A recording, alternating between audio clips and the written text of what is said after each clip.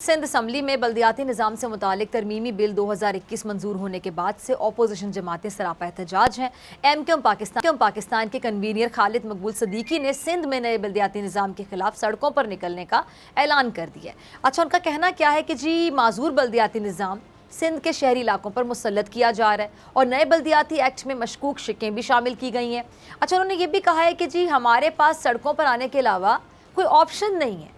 अच्छा, दूसरी जानिब अमीर जमात इस्लामी कराची हाफिज़ नईमुर रहमान की जानिब से बल्दियाती तरमीमी बिल 2021 की मंजूरी पर वज़ीर आला सिंध मुराद अली शाह साहब को कानूनी नोटिस भिजवाया गया। अब नोटिस में क्या कहा गया है जी कि जी मौजूदा जो बिल है वो आइन से मुतसादिम है। अच्छा, पीपल्स पार्टी के मुर्तज़ा वहाब क्या कहते हैं कि सिंध में गैर कानूनी तामीरात को रेगुलराइज करने का कानून तैयार कर लिया गया है। उन्होंने ये भी बताया है कि जी इस ऑर्डिनेंस के ज़रिए मुकर्ररा अरसे में तमाम जो गैर तिजारती तामीरात हैं उनको तहफ़्फ़ुज़ दिया जाएगा। इस सिचुएशन के लिए मेरे साथ मौजूद मेहमान मौजूद हैं सूबाई वज़ीर सिंध और सीनियर रहनुमा पीपल्स पार्टी ओवैस कादिर शाह साहब। शाह साहब, बहुत शुक्रिया वक्त देने के लिए। शाह साहब, सिंध की तमाम अपोजिशन जमातें आपके तरमीमी जो बल्दियाती बिल हैं उसके ख़िलाफ़ हैं, तो अब एक सवाल जहन में आता है कि क्या ये जो तरामीम है मंजूर करवाने से पहले पीपल्स पार्टी ने जो दीगर जमातें हैं उनसे बात तक नहीं की थी, उनको एतमाद में लेने की कोशिश तक नहीं की थी? बिस्मिल्लाहिर्रहमानिर्रहीम। डॉक्टर साहब, सबसे पहली बात आपने बहुत अच्छा क्वेश्चन किया और ये क्वेश्चन आपके चैनल के तवज्जुह से सबके सामने जाना चाहिए। इसका जवाब कि जब ये तरमीमी बिल पेश किया जा रहा था तो अपोजिशन की सारी जमातें हाउस में मौजूद थी।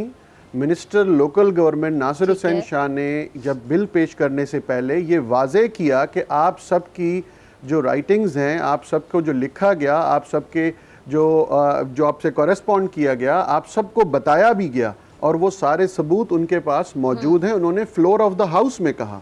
और उसके बाद अगर एक तरमीमी बिल आ रहा है तो हम फेडरल गवर्नमेंट के नक्शे कदम पे कभी नहीं चलना चाहते। हमेशा सिंध असेंबली वो वाहिद असेंबली है जिसने सबसे ज़्यादा लेजिस्लेशंस की हैं, सबको ऑन बोर्ड लिया है और जो प्रोविंशियल असेंबली जो है वो सबसे बड़ा फोरम है, आप उस पर बात कर सकते हैं। लेकिन अगर अपोजिशन जमातों के पास बोलने के लिए कुछ नहीं होगा, उनको पहले बिल भी पेश कर दिया गया कि आप इसको स्टडी कर लें, इसको पढ़ लें, इसको देख लें, अगर आपकी अमेंडमेंट्स हैं, अगर आपको कोई बात करनी है, आपके कोई एतराज़ात हैं तो आप इस फ्लोर ऑफ द हाउस पे खड़े हो जाएं। लेकिन यहाँ पे अपोजिशन के पास कुछ है नहीं, बातें करनी है, हुल हंगामा करना है, मछली मार्केट करना है, कभी चारपाई लेके आनी है, कभी हैंड माइक लेके आना है, एहतजाज करना है। वो पेपर्स जिस पे मतलब बहुत आला नाम लिखे होते हैं, रब्बे बारी ताला का नाम लिखा होता है, फ्लोर वो जो हमारा ऑर्डर ऑफ द डे होता है उसको फाड़ के उसको अजीब व गरीब तरीके से फेंकना है जैसे किसी महफिल में बैठे हुए हैं, ये स्टाइल्स करने उन्होंने। इनके पास इस चीज़ के सिवा कुछ है नहीं।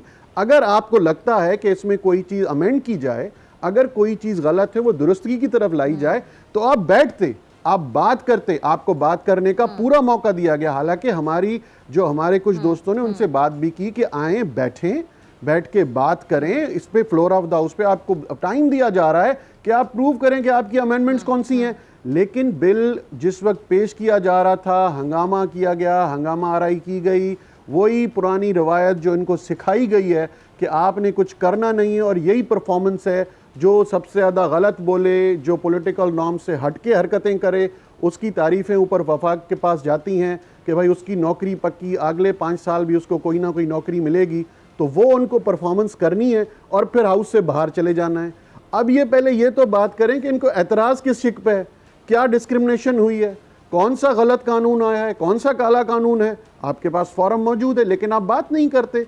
अब देखिए, ये बातें करना कि ये इसको रद्द कर दिया, सड़कों पे आ रहे हैं, खालिद साहब कह रहे हैं, खालिद भाई कह रहे हैं कि सड़कों पे आएंगे। देखिए, असल डॉक्टर साहब वजह कुछ और है, वो सड़कों पे तो किसी और वजह से आना चाह रहे हैं।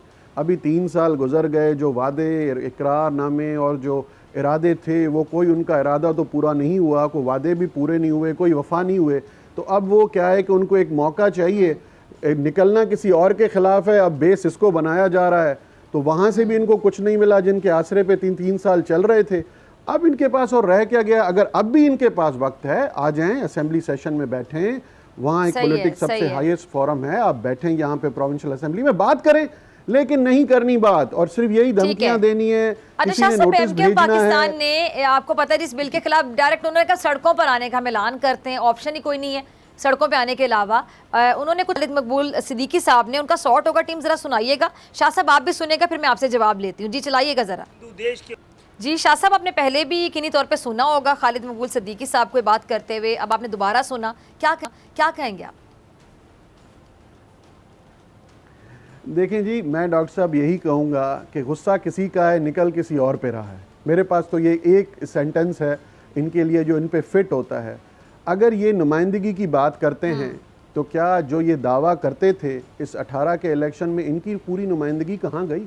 कहाँ चले गए ये लोग? ये कितना श्रिंक हो गए? अब 2023 के इलेक्शन में इनको लग पता जाएगा कि ये जिस चीज का दावा करते हैं, जब फ्री एंड फेयर।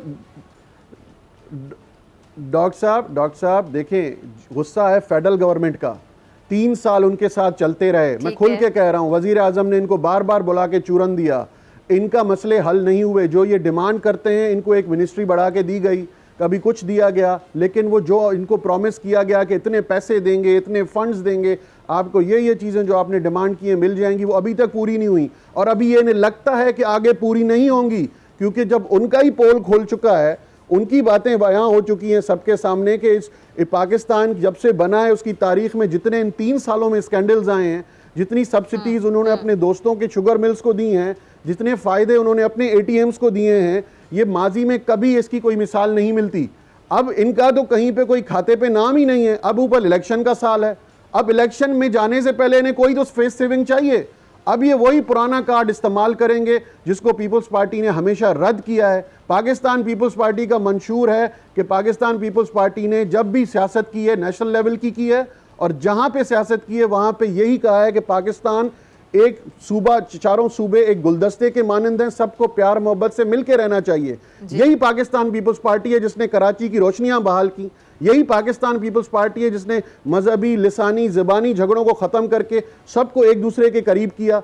यही पाकिस्तान पीपल्स पार्टी है जो आप देख लें पिछले 9-10 साल इनको भी तो डिक्टेटर के मिले थे ना, क्या इन्होंने डेवलपमेंट की? ये पाकिस्तान पीपल्स पार्टी की डेवलपमेंट काउंट कर लें, बैठ जाए मेरे साथ ये किसी टीवी पे। अब इनके पास इलेक्शन में जाने के लिए कुछ है नहीं, और इनका गुस्सा है फेडरल गवर्नमेंट पे।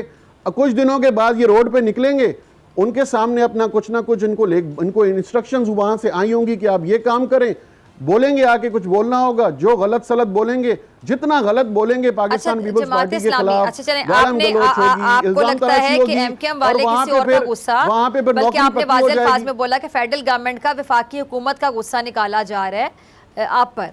तो ये जो अभी हाफिज नईम का क्लिप होगा हमारे पास, जरा वो भी फिर मैं आपसे सवाल करती हूँ। जी सुनिएगा जरा आप भी शाह साहब। अच्छा शाह साहब, आपने सुना हाफिज नईम साहब को, तो अब आपके जवाब में से मेरे पास सवाल है कि क्या अब हाफिज नईम साहब जो हैं सीएम सिंध को ये जो नोटिस भेज रहे हैं, वो भी किसी का गुस्सा निकाल रहे हैं सीएम सिंध पे? देखें, अगर हाफिज नईम साहब को किसी बात पे एतराज़ है, वो बहुत मेरे लिए उनके लिए बहुत इज़्ज़त है, बाइस इज़्ज़त है मेरे भाई। वो हमेशा बोलते रहते हैं और कुछ दिनों के बाद ठंडे हो जाते हैं चीज़ों में।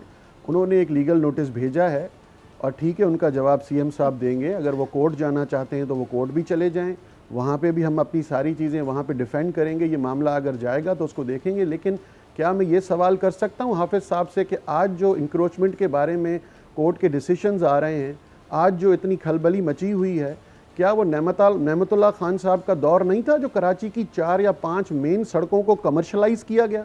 जिस 1000 गज के बंगले में एक घर या एक ख़ानदान या 2 ख़ानदान रहते थे, 15 से 20 लोग, वहाँ आज उधर कोई 1000 से ज़्यादा लोग रहते हैं। जिस घर में 300 गज या 2000 गज के बंगले में कोई सिर्फ 10 या 8 लोग रहते थे, आज वहाँ पे 200 फैमिलीज़ रह रही हैं। क्या ये वो दौर भूल गए? और आज उस दौर, आज यहाँ पे बैठ के ये इल्ज़ाम तराशियाँ कर रहे हैं। क्यों नहीं आते उस पुरानी चीज़ों को? कराची का किसने हशर ख़राब किया? ये बिजलियाँ, ये बिल्डिंग्स अभी कोई 5, 10, 15 साल में नहीं बनी हैं। इनके पेपर्स निकाल लें, इनकी सारी डॉक्यूमेंटेशन निकाल लें, देख लें कि हुआ क्या है। और फिर इल्ज़ाम आता है पीपल्स पार्टी पे। हाफिज साहब का अपना पॉइंट ऑफ व्यू है, उन्होंने जो पॉइंट ऑफ व्यू दिया है ठीक है, उसको जब नोटिस आ गया है तो उसका जवाब हम ज़रूर देंगे। और इंशाल्लाह जब जवाब आएगा तो बेहतर ये होगा कि वो जवाब आने दीजिए, तो फिर हम आपके शो में भी आ जाएंगे, बैठ जाएंगे, हाफिज साहब को बैठा दीजिएगा, तो आमने सामने बात हो जाएगी। ठीक है, यानी जवाब के बारे में आप अभी से आप कॉन्फिडेंट हैं कि जवाब ऐसा होगा कि आप प्रोग्राम में भी आएंगे और आमने सामने भी बात कर लेंगे उनके साथ। ठीक है। अच्छा शाह साहब, ये पीपल्स पार्टी ने सिंध में जो गैर कानूनी तामीरात हैं इनको रेगुलराइज करने का कानून तैयार किया है, तो आपको क्या लगता है कि जो पीटीआई के गवर्नर इमरान इस्माइल साहब हैं इस ऑर्डिनेंस पे पीपल्स पार्टी का आप लोगों का साथ देंगे? देखिए जी, जिस चीज़ की लॉ परमिशन देता है, जो लॉ के एम्बिट में चीज़ें आती हैं, पाकिस्तान पीपल्स पार्टी ने हमेशा वही लेजिस्लेशन की है, वही कानून बनाए हैं और असेंबली से अल्हम्दुलिल्लाह ये ऑन रिकॉर्ड है कि इन 3 सालों में, बल्कि आप पुरानी अगर हिस्ट्री भी देख लें 13 सालों की, तो मोस्टली हमने अपोजिशन को भी ऑन बोर्ड लिया है। बहुत से हमारे कानून यूनानिमसली पास भी हुए हैं। अब भी जो कानून बनाया जा रहा है, मुर्तज़ा वहाब साहब कुछ दिनों में इस पर ब्रीफिंग भी देंगे, अगर ऐसा कानून आप सुनेंगी कुछ दिनों में, तो जो कानून बनाया जाएगा उम्मीद है कि उसमें हम सबको ऑन बोर्ड लिया जाएगा, सबको बुलाया जाएगा। हमने ना ये लोकल गवर्नमेंट ऑर्डिनेंस में किसी को पीछे छोड़ा या अकेला कानून बनाया, सबको ऑन बोर्ड लिया। अब अगर वो नहीं मानते तो ये उनकी मर्ज़ी है। अब ये भी अगर कोई कानून बनेगा और बनाया जा रहा है या आगे आएगा तो आप इस पर देख लेंगी, जो टेक होगा वो इंशाल्लाह आगे पता चल जाएगा। ठीक है शाह साहब, बहुत शुक्रिया आपके वक्त के लिए। सब्सक्राइब करें और बेल दबाएं ताकि कोई खबर रह न जाए।